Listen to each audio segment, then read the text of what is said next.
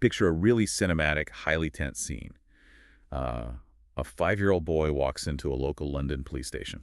Okay, setting the scene. Right, so he smells the damp brick, he hears the echo of boots on the floorboards, and he's clutching this handwritten note from his father.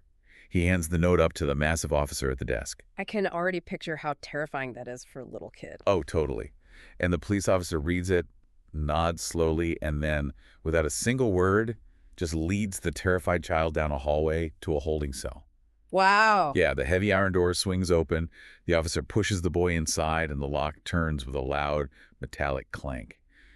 The boy is left completely alone in the dark for what feels like an eternity. That is just, I mean, that's horrific. Right, and when the officer finally returns to unlock the door, he leans down, looks the boy in the eye, and says, "This is what we do to naughty boys." God, I mean, it's the kind of profound foundational trauma that permanently rewires a developing brain. And the wildest part is that isn't the opening scene of some psychological thriller. No, it's not. It's a real event from the early 1900s. Exactly. Mm. And it happened to a boy who would go on to be physically paralyzed by a lifelong phobia of law enforcement.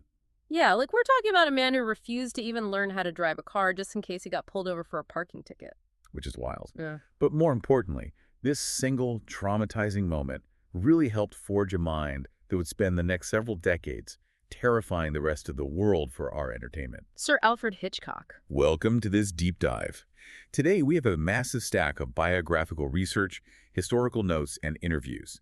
And our mission for you, the listener, is to unpack the incredibly complex life and legacy of the master of suspense. It's a fascinating journey. It really is. We want to understand exactly how a disciplined, deeply fearful English boy took his own childhood anxieties and essentially invented modern escapist cinema. Right, and we're going to track how he built this massive, unmistakable personal brand.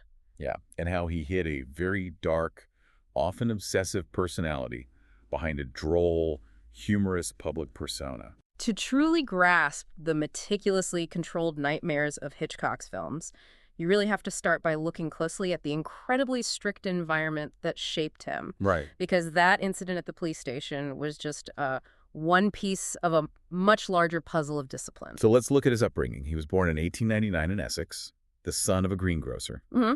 And he grew up in this highly rigid Catholic household. Very rigid. Yeah, his father literally referred to young Alfred as his little lamb without a spot. Which, I mean, that is an incredible amount of pressure for a child. It implies this demand for absolute spotless perfection. Yeah, no room for error at all. Exactly. And it was a really lonely perfection, too. He later admitted he literally couldn't remember ever having a single playmate as a kid. That is so sad. It is. And that intense isolation was only compounded when he was sent off to St. Ignatius College, which was a Jesuit grammar school notorious for its draconian rules. And the discipline there wasn't just physical, right? It was deeply psychological. I was looking through the sources, and it turns out that if a boy committed a rule violation, the punishment wasn't doled out immediately. No, not at all. You had to sit through your classes for the rest of the day, Yeah. just anticipating the beating, which only happened after the final bell. Yeah, the anticipation is the key here. Yeah. Because the priests used a disciplinary tool called a ferula. A ferula. Right. It wasn't just like a wooden paddle. It was made of gutta percha, which is this rigid, unforgiving, natural latex. And it was designed to strike the whole palm of the hand, causing an intense, stinging pain. Oh, wow. So imagine sitting at your desk for 6 hours, watching the clock tick down, knowing exactly what kind of pain is coming, but being completely powerless to stop it. That sounds like actual torture. It does. And Hitchcock himself actually pointed to those excruciating hours of waiting as the birthplace of his true sense of fear. Okay, let's unpack this, because that agonizing wait is literally the definition of suspense. Yes, exactly. You know the blow is coming. You know it's inevitable. It's the exact same formula he would later use to keep millions of people on the edge of their theater seats. And because he was this lonely, terrified kid in a world governed by strict, punitive adults, his mind had to find a way to cope. Right. He needed some kind of control. Precisely. He developed these intense obsessions with imposing structure on his environment. He would memorize geography books. He memorized the entire route of the Orient Express. Which is just a crazy level of detail. Yeah, and he even memorized the exact stops of the London tram system. Oh, I love the detail in the research about his time on movie sets years later with the tram stop. Oh, the clapperboard thing. Yeah, the clapperboard would snap shut and read, scene 23, take 3, and Hitchcock would quietly whisper the corresponding names of the London tram routes for those numbers, like Woodford Hampstead. It's so quirky, but it makes so much sense. It does. I picture young Hitchcock's brain as something like a human GPS or a massive walking database. That's a great way to put it. He was taking a world that felt completely scary and out of control and imposing this rigid geographical order on it. So what does this all mean for his art? Did he become a director just so he could finally be the one holding the keys to the cell? Well, what's fascinating here is how directly that childhood terror of authority translated into his lifelong cinematic themes. Oh, so. If you look at his filmography, from his first major hit, The Lodger, all the way to North by Northwest, there is a constant recurring narrative. It's almost always an innocent man being wrongly accused and relentlessly pursued by the law. Oh, man. He's literally working out his childhood trauma on screen over and over again. Precisely. He actually explained to the French director François Truffaut that putting an innocent man in the crosshairs provides the audience with a much sharper sense of danger. Interesting. Yeah, he was taking his own terror of being locked up and punished and making the audience feel it with him. And that desperate need to control the narrative quickly found the perfect medium in the emerging film industry. It really did. Hitchcock started out as a clerk at a cable company, right? Drawing graphics for electric cables. But by 1919, he pivoted to designing title cards for silent films. Which was his foot in the door. Right. But wait, I'm looking at these notes about his early rise at Gainsborough Pictures, and I keep seeing another name popping up in the credits for his biggest hits. Ah, Almarevel. Yes. Because we always think of Hitchcock as this solitary, brooding genius sitting alone in a dark room. Was his wife actually the secret weapon here? Oh, absolutely. Almarevel is the unsung engine of his entire career. They met when she was working as the editor and script girl on his 1923 film Woman to Woman, and they married in 1926. So she was there from the very beginning. She was. And she wasn't just the sounding board either. She was his most trusted professional collaborator. The sources note she wrote or co-wrote the scripts for massive films like Shadow of a Doubt, Suspicion, and The 39 Steps. Wow. The critic Charles Champlin famously said, "The Hitchcock touch had 4 hands and 2 were Alma's." I love that quote. Me too, because it completely shifts the mythology of the solitary auteur, It does. Having an editor's mind in his corner from the very beginning helped him completely perfect his pacing. But even while he was relying heavily on Alma's collaboration, Hitchcock was incredibly savvy about his own public image. Oh, the branding. Yeah. Yeah. Long before personal branding was an industry buzzword, he was treating his name like a franchise. In 1925, he gave a speech declaring that the director's name should be the main selling point of a film, not just the actors. Which was a radical idea back then. By 1927, he had already designed that famous minimalist line drawing his own profile, and he was actually sending it out as a Christmas card. He was definitely marketing himself as the product. Absolutely. And stylistically, he was just a sponge. In the mid-1920s, he went to work in Germany right at the peak of German Expressionism. Okay, for the listener who might not be a huge film history buff, explain why that trip to Germany was so vital to his style. Well, German Expressionism was a movement that completely rejected realism. Directors like F.W. Murnau, who Hitchcock actually watched film The Last Laugh, Yeah. they weren't interested in making things look natural. Right, it was all about the mood. Exactly. They used harsh, jagged shadows, distorted set designs, and highly subjective camera movements to visually represent a character's inner psychological turmoil. And Hitchcock just soaked all of that up. He absorbed it entirely. He called it pure cinema. It's the idea that you can tell the story visually without even needing dialogue. And he brought that moody psychological toolkit back to Britain, which really culminated in his 1927 breakthrough, The Lodger. Right, which had all the classic elements. Heavy fog, dramatic shadows, the wrong man theme, and notably his very first cameo appearance in a newsroom scene. Yes, the famous cameos begin. So, having conquered the British film industry with massive hits like The 39 Steps, Hitchcock had essentially hit a ceiling, right? Pretty much. His visions were getting grander, and the British studios simply didn't have the budgets to match the nightmares in his head. So in 1939, he made the inevitable move to Hollywood. And he was lured over by the powerhouse independent producer David O. Selznick. Right. But this move set up a massive clash over the one thing Hitchcock valued above all else, which was control. Oh, I can imagine. Selznick and Hitchcock were complete opposites. Total opposites. Hitchcock was the meticulous, reserved Englishman who planned every single frame before arriving on set. Selznick was this flamboyant, incredibly hands-on producer who loved to tinker, interfere, and recut his director's films in the editing room. Which sounds like Hitchcock's absolute worst nightmare. It really was. The entire Hollywood studio system was built on the premise that the producer had the final say. But Hitchcock wasn't about to hand over his meticulously crafted attention to someone else. So what did he do? He utilized a brilliant defense mechanism known as jigsaw cutting. Okay, I love this concept. Let's break this down. In a normal movie, a director shoots what's called coverage, right? They film a wide shot of the whole room, then they film medium shots, and then close-ups of each actor from multiple angles. This basically gives the producer a huge buffet of options to stitch the scene together however they want later. Exactly. It leaves the final rhythm of the scene completely out of the director's hands. But with jigsaw cutting, Hitchcock only shot the exact snippets of film he needed for the final edit. No wide shots, no alternate angles. Nothing extra at all. Think of it like a master chef who refuses to write down a recipe and only preps the exact amount of ingredients for one specific plate. The studio executives physically couldn't recut the movie because they didn't have any extra footage to splice together. The puzzle pieces only fit one way. Which is genius. Selznick apparently complained endlessly about Hitchcock's goddamn jigsaw cutting, but it meant Hitchcock won the editing room battles. He did win those battles, but he still had to bend to the will of the Hollywood machine in other ways, particularly regarding the star system. Oh, right, like with Suspicion.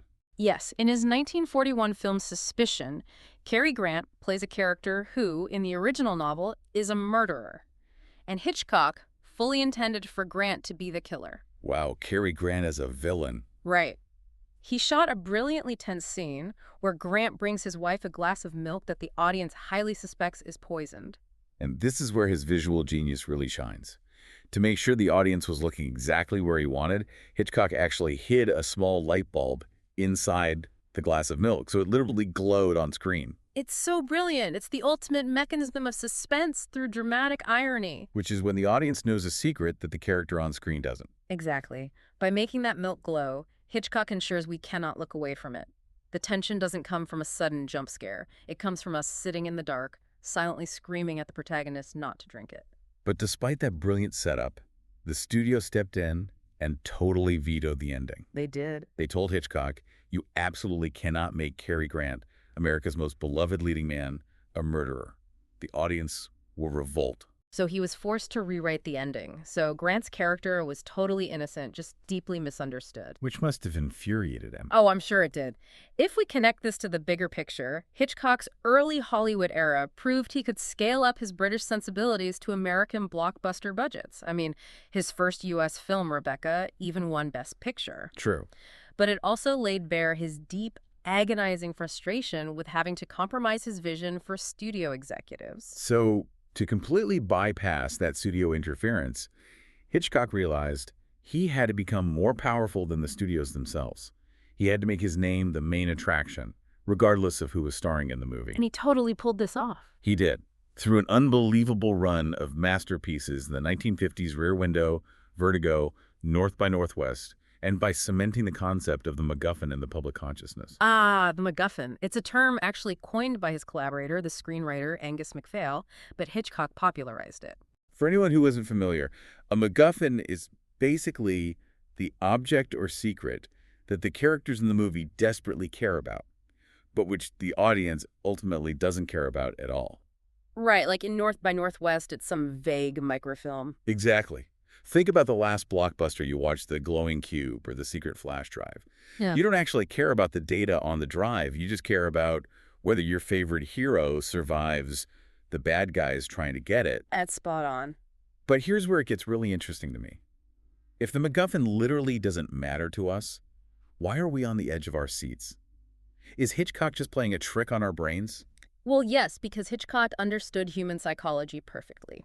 He famously told Truffaut that he plays the audience like a piano. Like a piano, wow. Yeah, the MacGuffin is nothing more than a mechanical excuse to plunge characters we like into extreme danger.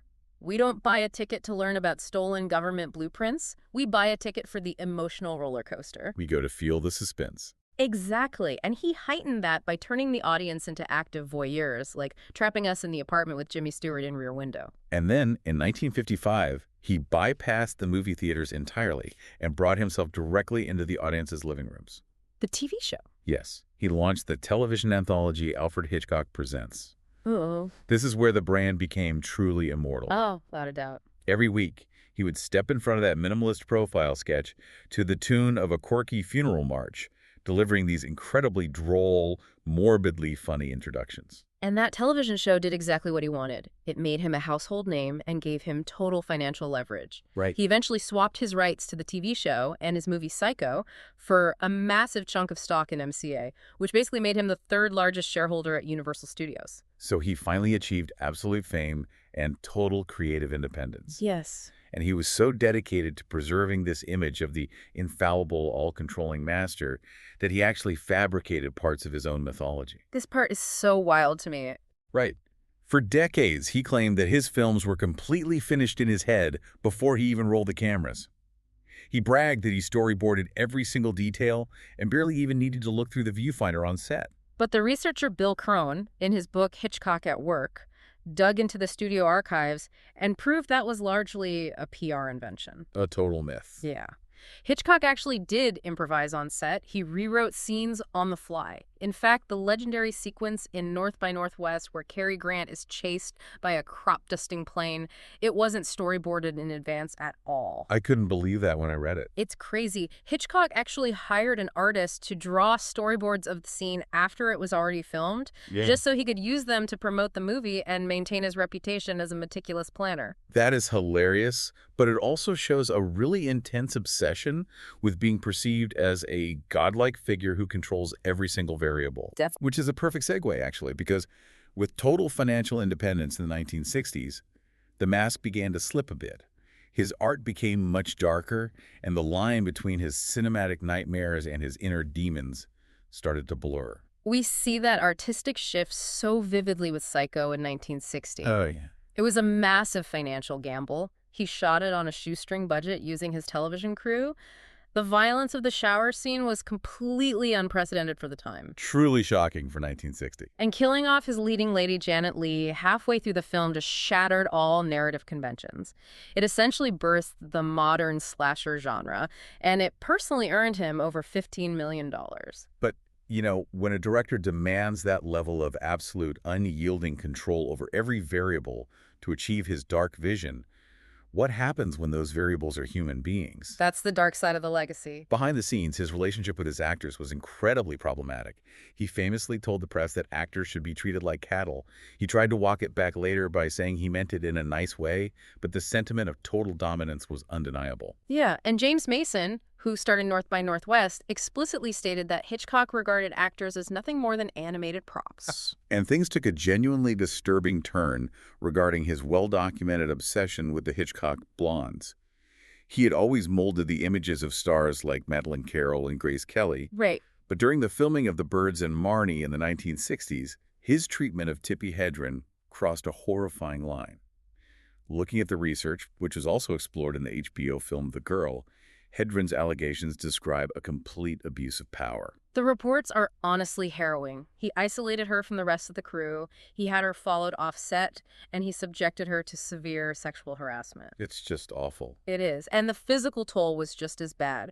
For a climactic scene in The Birds, instead of using mechanical props, the crew threw actual live birds at her in an enclosed attic for an entire week. That's insane. She eventually suffered a total breakdown, and a doctor had to physically step in and halt production. Wow. Her co-star in Marnie, Diane Baker, even went on the record confirming how agonizing it was to watch Hedren be treated that way. Yeah, it's very well corroborated. It really forces you to grapple with his legacy. It sounds like the very things that made his movies brilliant. This obsessive, voyeuristic, uncompromising control made him incredibly difficult, even abusive behind the camera.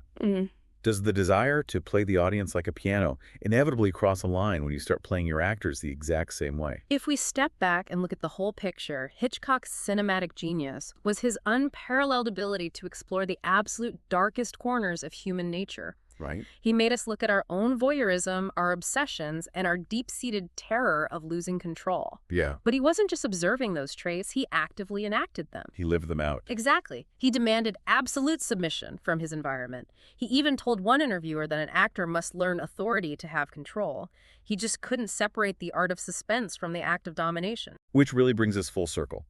We've traced the life of a frightened, isolated boy in Essex who memorized tram schedules just to cope with his anxiety. Yeah. And we've watched him rise from a cable company clerk to the knighted master of suspense, a man who directed over 50 feature films, practically invented the modern thriller, and left us with undeniable, enduring masterpieces. The cultural footprint is staggering. Films like Vertigo and Rear Window are routinely ranked among the greatest works of art of the 20th century. Every single filmmaker working in the thriller or horror genre today is still borrowing from the visual vocabulary that he invented. Absolutely. But I want you, the listener, to think back to that cycle of fear we started with. Remember that 5-year-old boy locked in the pitch-black police cell, completely powerless, being told that this is what happens to naughty boys. The foundational trauma. Exactly. Hitchcock spent his entire adult life exacting a kind of revenge on the chaotic, terrifying world by crafting meticulously controlled nightmares. He became the absolute dictator of his sets, micromanaging his actors' every blink and manipulating our deepest fears with mathematical precision. It's a profound way to look at it. In his obsessive quest to control the narrative, it seems the terrified little boy eventually grew up to become the very terrifying authority figure he spent his whole life running from. A cycle of control. And it makes you wonder about the world we live in right now. In an era where algorithmic entertainment and perfectly curated social media feeds are designed to provoke our anxieties, outrage, and attention, are we all just willingly stepping into our own meticulously controlled Hitchcockian selves? That is a haunting thought. It's something to ponder the next time you sit in the dark, let the screen light up, and feel someone else playing your emotions like a piano.